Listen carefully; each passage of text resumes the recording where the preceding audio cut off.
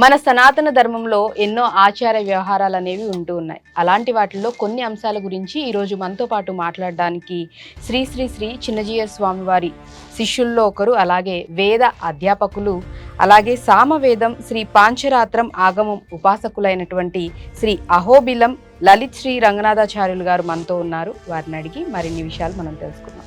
నమస్కారం ఆచార్య. జై శ్రీమన్నారాయణ.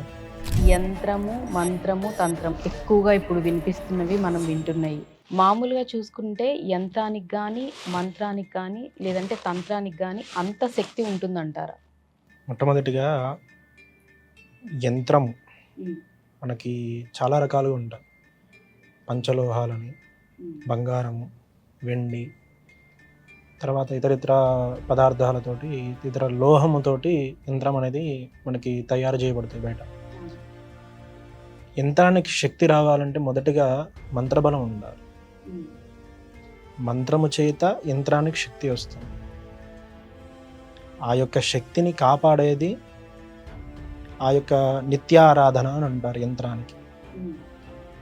ఆ యొక్క నిత్యారాధన అనేది చేసేటువంటి మనుష్యుడు, అతని దగ్గర జపబలం ఉండాలి. జపబలం అంటే నిత్యానుష్ఠానం ఉండాలి వారికి.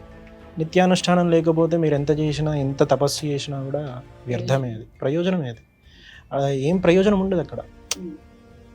మొదటిగా ఆ యొక్క మనిషిలో అనుష్ఠాన బలం ఉండి, గాయత్రి ఉపాసకులు అయి ఉండేటువంటి బ్రాహ్మణులు కానీ ఎవరైనా సరే కానీ ఆ యొక్క మంత్రోచ్చారణ చేస్తే ఆ మంత్రం వలన యంత్రానికి శక్తి వస్తుంది.